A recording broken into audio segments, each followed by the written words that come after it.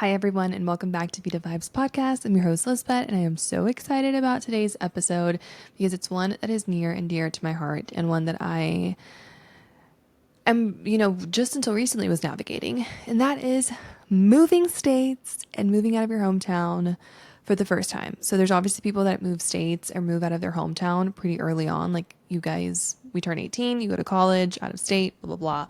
That wasn't my story. So I stayed local when I graduated high school and went to a local university in Miami, FIU. Shout out FIU if anyone went to FIU. What's up? I don't even know our thing because we're not Gators. That's the UF. So I don't know where our thing is, but what up? Shout out to my FIU peeps. We're doing good, you guys. I stayed local, multiple reasons. One, I'm not a trust fund baby, okay? And I wasn't going to school for anything major. Like I was graduating in marketing, and FIU actually had a really good business program, which I think has gotten even better since I left, which I'm really proud of. So it just didn't make sense for me to leave. And also at the time I was dating someone and he was from here. But anyways, even if that wasn't the case, I wouldn't have left. Like I'm in a Latin family. Leaving to go to college is not a thing in our culture. And also it just didn't make financial sense. And that wasn't my story. Okay. So I stayed local. So it wasn't until I was 22 years old that I ended up moving out of Miami to Michigan because I had graduated college and I was applying to jobs. And long story short, I ended up leaving the job that I was in for over 2.5 years, around 2.5 years. So I had been in that job since like my sophomore year of college till I had graduated, and I ended up quitting that job in December. And in January I applied to a new job and I got it in January after quitting. That's another story for another day. And moving to Michigan because that's where the job was at. And that was a huge personal change for me, not just like moving away from my family, but moving to this completely different culture and ambiance that I am not accustomed to. I'm a Caribbean girly. I was born in Cuba, raised in Miami. Winter is not for me. Winter and I are not a match. And I've realized that 2 years later. But also the culture is very different. Like obviously, Michigan is way more American culture than in Miami, where Miami's like a, melting pot of so many different cultures. And primarily like very large portion of that is the Latin based community. So I didn't have any of that really. Like in Michigan, you only have Mexican town as what counts as your Latin people. I loved Mexican town. I would go there and it was so nice because people speak Spanish and the culture and just like the community and the bakeries and taco stands. Loved Mexican town. If you ever go to Michigan, actually, my favorite supermarket in Michigan is in Mexican Town. It's called Honeybee Market. It's my favorite. So love Mexican Town. But again, that community aspect wasn't there. And then I moved away from my family for the first time all alone by myself, which was a huge, scary thing to do. And in this podcast episode, I really want to talk about the pros and the cons about leaving, because I do believe that leaving my hometown, leaving my comfort zone, flying away from the nest was one of the healthiest things for me to do. But also there's so many challenges. And I remember when I was seeing videos or reading blog posts about people saying what it's like to live away from home, so many of the things that are negative wasn't really talked about. So many things that, when I was experiencing, I was like, I never heard anyone talk about this. So first we're going to start with some of the pros. And if you see me looking down, it's because I have some notes written here just to make sure that I stay on page, and then I go over the things that I want to go over. So starting off with some of the pros about leaving away from home is, I think it's so healthy to just push yourself into this environment that you're not comfortable and that is really, really scary, and that gets you out of your comfort zone and forces you to do new things and try new things and make friends, and just forces you to figure out and discover who you are outside of your safety net. So I met so many different interesting people, put myself out there in different circumstances and situations, learned to be alone with myself, learned to love my own company, learned how hard that was, take care of myself when I was sick, but so many things that also made me appreciate my family and my friends and my community back home, primarily my family, when I was sick or when I was not feeling well, or just being able to hang out with people that just know you. It's so challenging when you move states to a new place because when you meet people for the first time and making friends for the first time, it's very challenging. Like some friend connections are going to be quick. You're going to meet with them and it's going to be an instant vibe and you guys are just going to get each other and it's going to be great. But a lot of the times it's not like that. There's a build, there's like a building blocks to the relationship of a friendship. And one of the first stages is you don't feel fully comfortable with being yourself, right? Because maybe you have your own witty banter or your own ways of saying things, and you don't want people to misinterpret that for anything else. You overthink or you don't say things or you're not fully yourself. So it takes some time for you to get to that point of being comfortable with someone. And there were many times where I was like, I just want to be me. Like, I don't want to have to think about what I'm saying or how I'm going to say it or the delivery or this or that. Like, I just want to be me. And I missed my sister and my mom for that just like space to just be Lisbet. And I think that's really challenging, and something that's not talked about is that A, making friends as an adult is really hard. B, it's fun because you get to meet new people, immerse yourself in new cultures, but also it's just very challenging because it's tiring sometimes to constantly have to be thinking of making sure you don't say the wrong thing. And obviously you're going to get to a point in that friendship where you are more comfortable if just you can, okay, they know me, they know that if I make this joke it's not because of anything bad, it's just me, my humor, right? So leaving the nest, flying the nest, forced me and put me in situations and circumstances where I really had to like face my own inner battles. For example, when I first moved to Michigan, I had to find a car. Like, so I had to find a new lease for a car, and I had to do that all by myself. Right. So the first time I leased a car, it was when I first started working and I was paying for it. I paid for myself, my car, and my car insurance. But I went with my mom. Like, I was in Michigan. I went with my mom and my sister, and they accompanied me through the whole process, and they like read the legal documents and made sure that everything was fine and like blah, blah, blah, blah, blah. But when I was doing this in Michigan, I didn't have my mom and my sister, and it was so hard and it was so sad. And thankfully, the property manager in my building, who was so kind, I was talking to her because she became a good friend of mine. She said, why don't you go to the place that I got my car from? And it's really close. It was close to the apartments that I was living at the time. So I ended up going there, and she like took me and even drove with me in the car that I then ended up leasing. But it wasn't the same experience as having my mom and my sister there with me. Like, I remember I was FaceTiming my sister as I was signing the documents to make sure that I was signing everything correctly and like not messing anything up or whatnot. But that was hard. I had to take myself to the urgent care and the ER room a couple times when I was in Michigan, and that was also really scary. And it's, you see people there with their family and their family members, and you don't have anyone, you're alone, and it's so hard and it's sad. And I cried. And I remember one of the ER visits that I went to, one of the doctors, and he was kind of young, he walked in and I was just crying because I was so sad and I felt so alone. And yes, there's people that did say, hey, if you ever need anything, like, please don't hesitate to reach out. But you will hesitate to reach out, and most of the times you won't reach out because you don't want to be a bother, and you understand that they have a life, maybe their parents or they X, Y, and Z and whatnot. So it's very challenging to set your roots in somewhere in another place, especially if it's a place that a lot of people have already found their little communities. But it also has at the same time allowed me the opportunity to meet really cool friends and cool communities that, again, I wouldn't like. I remember one day I lived in downtown Detroit, and I would love to rent one of the bikes. They have like city bikes that you can rent, and I would just bike around.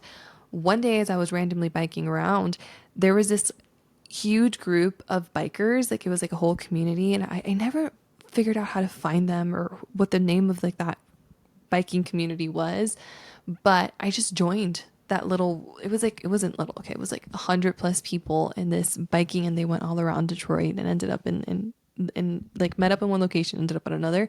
And it was so much fun. And again, it was because I had to really put myself out of my comfort zone to make friends and talk to people, because that's what you have to do when you move to a new state and city and don't really know anyone, which is fun because I also discovered areas of myself that I didn't know.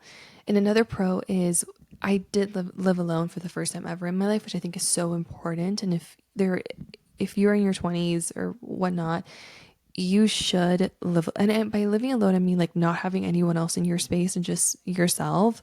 I think it's so crucial for self-growth and self-journey. Not everyone needs that, but I think it's important for some of us. I was one of those people that I really needed to have some time to not be overcrowded with other people's emotions or voices. And since I lived with my parents in Miami, it was the first time where it was my own space and I created this environment for myself. And I really got to look within and heal through a lot of things that I hadn't healed from, which is also challenging because you spend a lot of time alone and there's a lot of demons that you're going to have to face and you're going to have to work through. And some of those you have been avoiding for quite a while, until you can't avoid them anymore.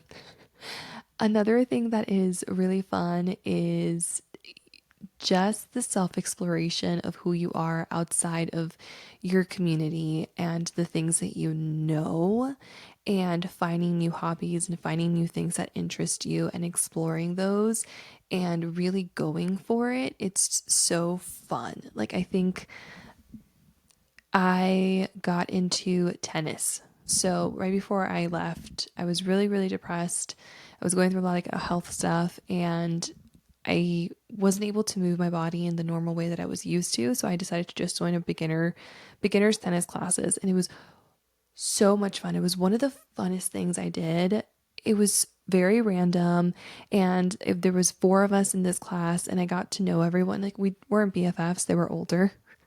They were parents and their kids were in high school. And I was like, here's little old me.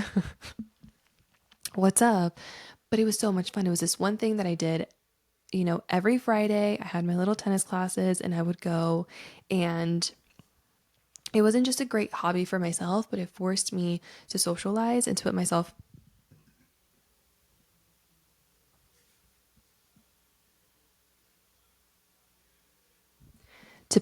out there. And it was one of those things that I always think back to, because I learned a new hobby, which I still can use to this day to do other things and meet new people. And B, it showed me that you can still do kid stuff as an adult. So I listened to a lot of my inner child things, of things that I wanted to do when I was smaller, but I didn't get the opportunity to do.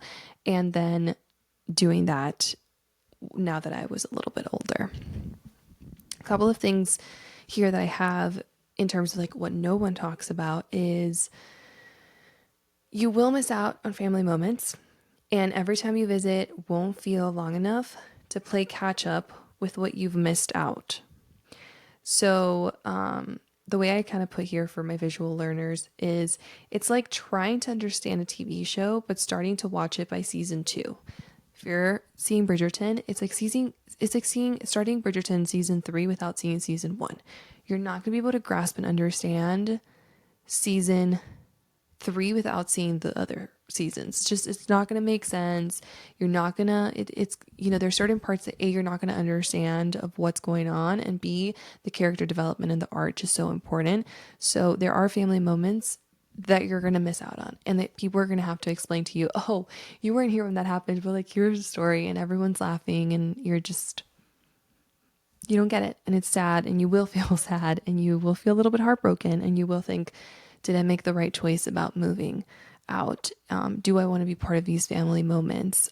You see your family a lot less. Your parents will look like they've gotten older a lot quicker, especially if you spend a couple of months without visiting home, which the first year I lived in Michigan, I did, just because I was at a new job. There was a lot of things going on, and I was just trying to do my best. But it's very challenging to come home and see your parents get older and then see that you are missing out on events, and that life doesn't stop just because you leave. Your parents don't just stop doing things, and people don't stop aging or growing or evolving. Those things continue to happen. And before you know it, it's been a couple months and you don't understand the flow of different relationships and how they've evolved.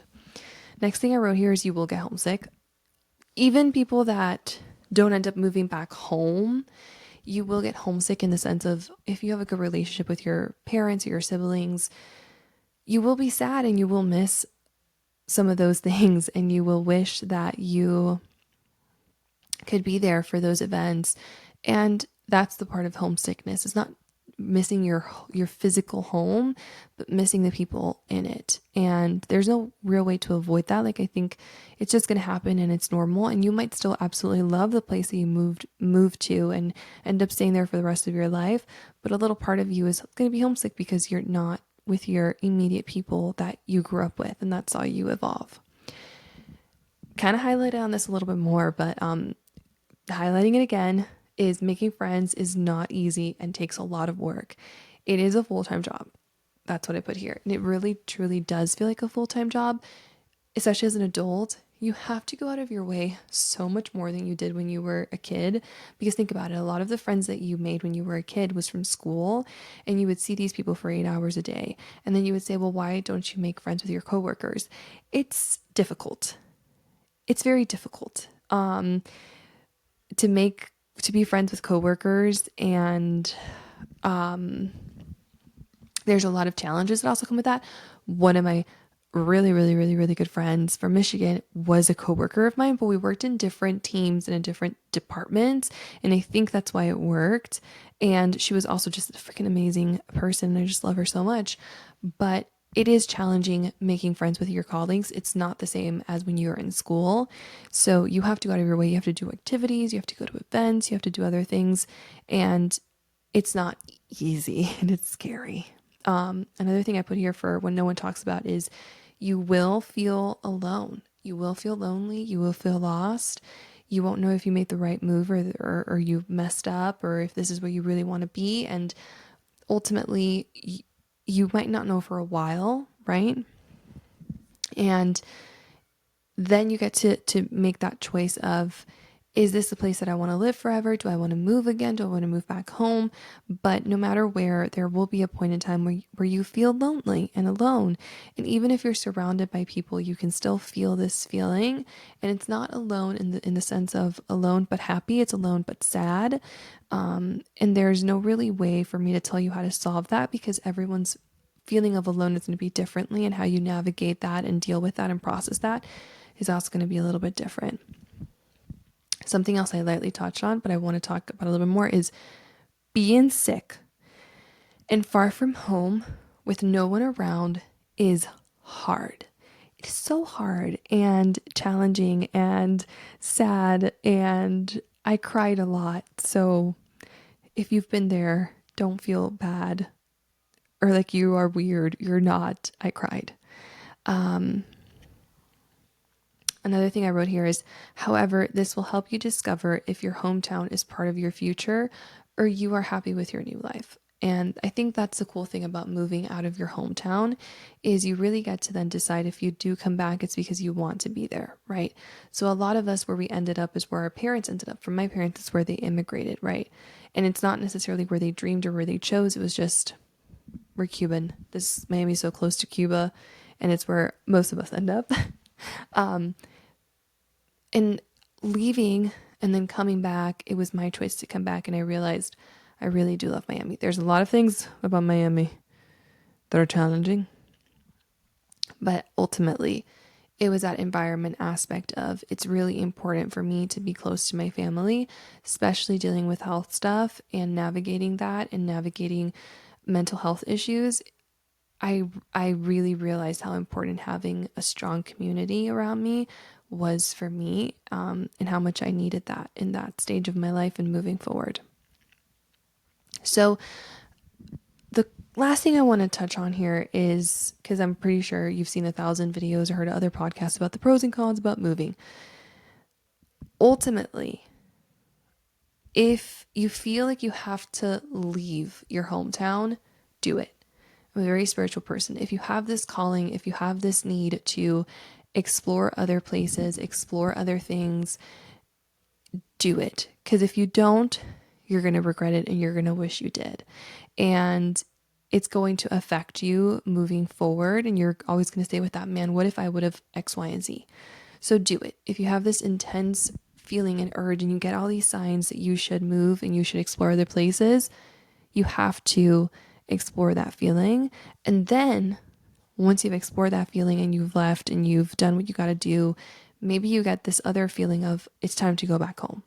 But then it's your choice, right? You don't have to stay with a what if. Then you explored all of your possible case scenarios and you realized I really am happy when I'm home and this is what matters to me and this is what's important to me in the future and what I want from my life. And it's definitely something I thought about even when I was thinking of settling down and having kids, and which I'm not anywhere near that, but it's important to think about those things as well. So for me, leaving was simple. It was A1, I knew that it's what I had to do. And then B, I was applying to so many places, local in Miami and then outside of Miami. And I kind of left it to the universe of wherever I get called back, if it's an amazing opportunity and that's where I get called to, that's where I'm meant to be. And that's how I ended up in Michigan, because Michigan's very random, I know. It wasn't really a choice, but it was where the universe kind of sent me, and it's what I ultimately ended up doing. I remember telling my recruiter when she said, because she was like, oh, because I think I originally applied for Chicago, but she's like, in Chicago, we don't have anything open. Where they're hiring and where there's headroom is in Michigan. Are you tied down to Chicago? And I specifically remember telling her, no, I'm like a bird and I'm flying, and wherever the wind takes me, it's where I'm meant to be. And I generally did and still do believe that. Another thing too, when trying to figure out your next location, is journaling and sitting down with yourself. Ask yourself a series of questions. What do you want your dream morning to look like? Is it walking to a coffee shop or meditating by the ocean or waking up to birds chirping?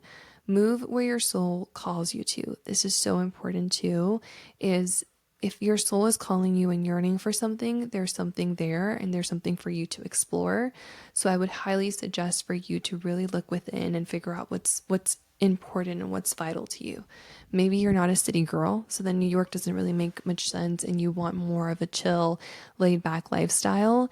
Maybe it's more by the woods or it's more by the ocean. Like, what does that look like for you? And it's going to ultimately help you answer of where you should be going and where you should be heading towards, instead of heading towards where everyone's dream destination is, right? There's a lot of people that one of their dreams is, I really want to move to New York, but maybe that's not your dream. But just because there's a lot of people that want to do that, you feel like that's what you should do, but that's the wrong thing to do. So journal, look within, really ask yourself what you want your life to look like and go after that. And, from there, you're going to get to see like, oh, this isn't as amazing and as wonderful as I thought it was originally going to be, which happens to a lot of people who move to New York, right? Where they're like, ooh, yeah, I can't do the subway thing. Like, I like driving. I like the accessibility of having a vehicle.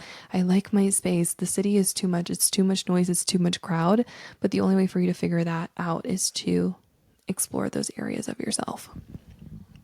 And ultimately it all comes down to you. So this is probably the hardest part of the decision, is that it's yours and no one else can make it for you. No matter how much you ask for advice from your friends or your family or your mom or your dad or your sister or your brother, they can't make that choice for you. You have to be the one that decides, do you want to leave, and then ultimately ended up leaving or staying.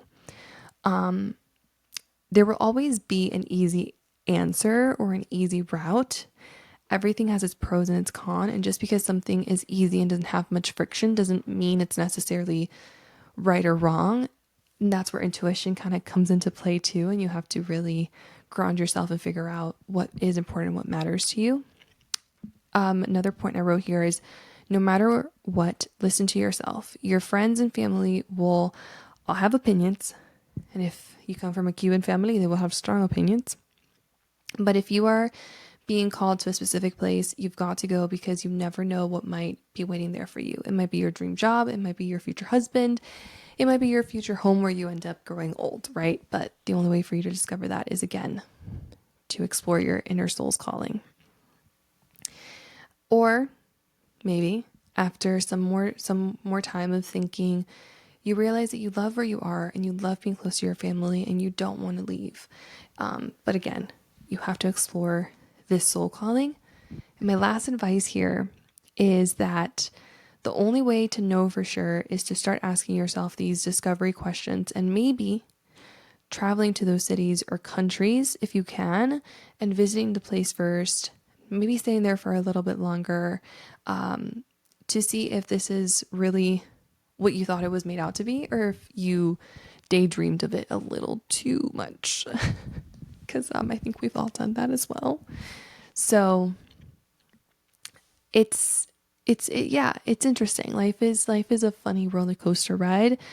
Don't put too much pressure on yourself. Ultimately, what's meant to happen is what's going to happen. And I think I've realized that as I've gotten older, is I would put too much pressure on making the right decision. I don't think there's a right or wrong decision. Okay. For some things, let me clarify that. So don't put too much pressure on yourself to make sure that you do everything perfectly the first time around. Be chill about it. Everything's going to be fine and everything's going to work out and evolve the way that it's meant to. And you're doing fine and you're doing your best. And as long as you're trying and showing up, that's all that you can really do. And stop trying to control everything.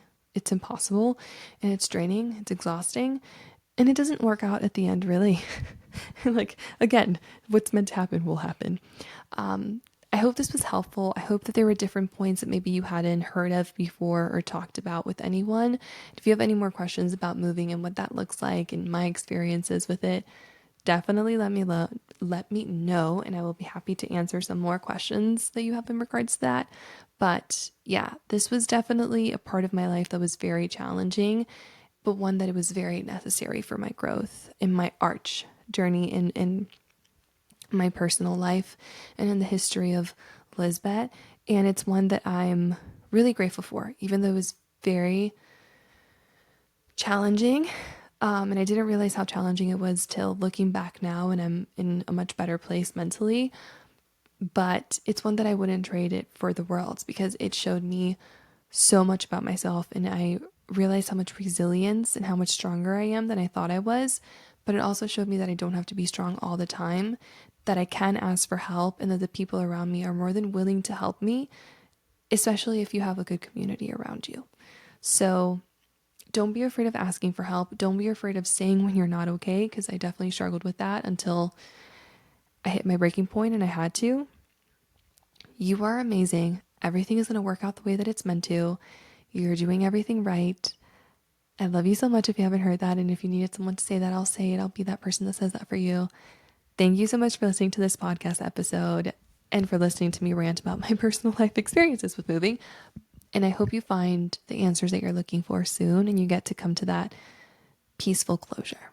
All right. See you guys on the next episode. Have a beautiful rest of the week. Adios.